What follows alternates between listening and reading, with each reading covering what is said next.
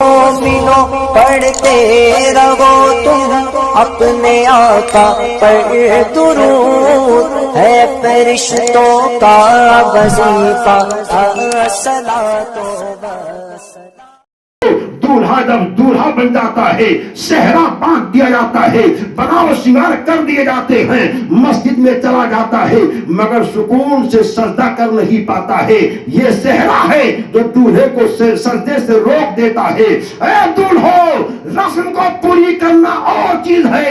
جب دولہا بنو تو نہا دھو کر کے پہلے خدا کے لے جا کر کے 2 رکعت شکرانے کی نماز مسجد میں پڑھ لو، بعد میں صحرا باندھ کر کے مسجد کی زیارت کر لیا کرو، تاکہ اس سے خدا بھی خوش ہو جائے، حبیب خدا بھی خوش ہو جائے۔ کچھ دلہن ایسی ہوتی ہیں جو بناؤ شنگار کے چکر میں نہ جانے کیسا ڈیکوریشن کر لیتی ہیں، گھر میں دلہن بنی ہوئی ہے، وضو نہیں کرتی ہے کہ ایسے حال میں ہمارا ڈیکوریشن خراب نہ ہو جائے، ہمارا غازہ بگڑ نہ جائے، ہماری بناوٹی رنگ کھو نہ جائے۔ بناؤ شنگار کر کے دلہن کو بھیجتی ہیں عورتیں اور کہتی ہے وضو کا پانی مت لگانا ورنہ خوبصورتی ضائع ہو جائے گی۔ ارے وضو کے پانی سے خوبصورتی جاتی نہیں ہے، وضو کے پانی سے خوبصورتی آتی ہے۔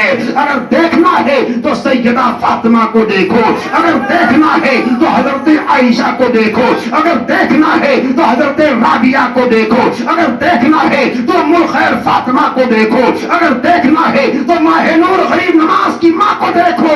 وضو کرتی ہیں، پیشانی چمکتی ہے، ان کے گود میں آنے والا کوئی راجا نہیں ہوتا ہے، ان کی گود میں آنے والا ہندوستان کا خواجہ ہوتا ہے۔ زندگی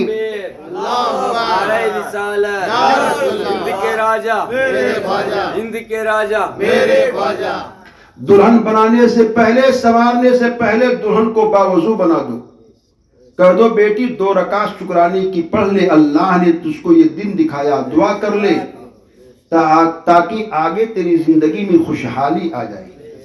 اس کے بعد میں جو بھی کرنا ہو کرو، بیٹی کو روانہ کرو۔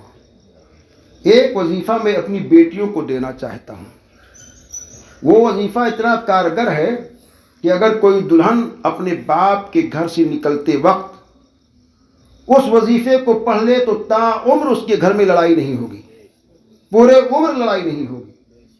یہ صوفی نے تحریر کیا ہے، میں نے آزمایا نہیں ہے لیکن 2-4 جگہوں پہ بتایا ضرور ہے۔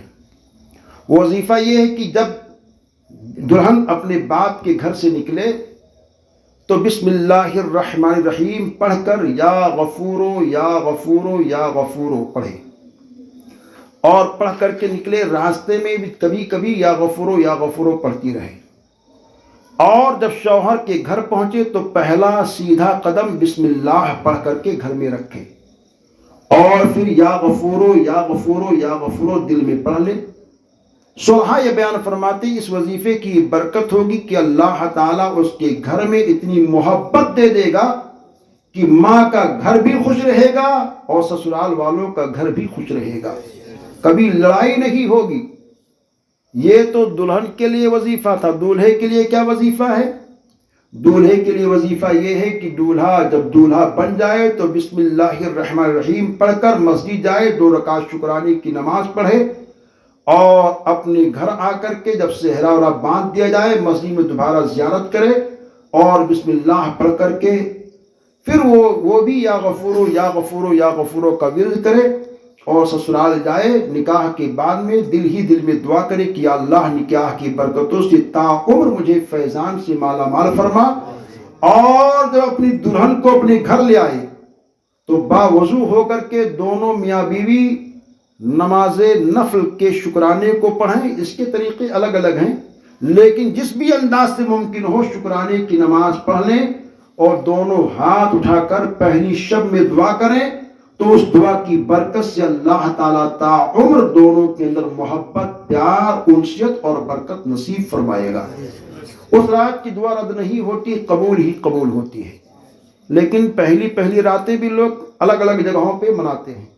ایک صاحب کا مکان بہت اچھا اودے پور میں ہے، ایسے کئی لوگوں کے ہیں، لیکن انہوں نے اپنے بیٹے کی شادی کی تو دلہن کو گھر میں 5 منٹ تک رکھا اور کہا کہ حضرت کھانا وانا کھا لیے ہیں، اب چلتے ہیں اور دلہن کو ذرا میں روانہ کر دوں۔ تو ہم نے کہا یار اتنا بڑا گھر ابھی تو آپ لے کر کے آئے، کہاں روانہ کر رہے ہیں؟ کہا ہوٹل میں بھیج رہا ہوں۔ ہم نے کہا ہوٹل میں؟ کہا میرے بیٹے نے 3 دن کے لیے ہوٹل کا روم بک کرا رکھا ہے، ہوٹل میں جا رہا ہے۔ یہ ایسے حالات ہیں نوجوانوں کے، اور باپ بڑے فخر سے کہہ رہا ہے اپنے گھر سے بہتر کوئی گھر نہیں ہوتا ہے۔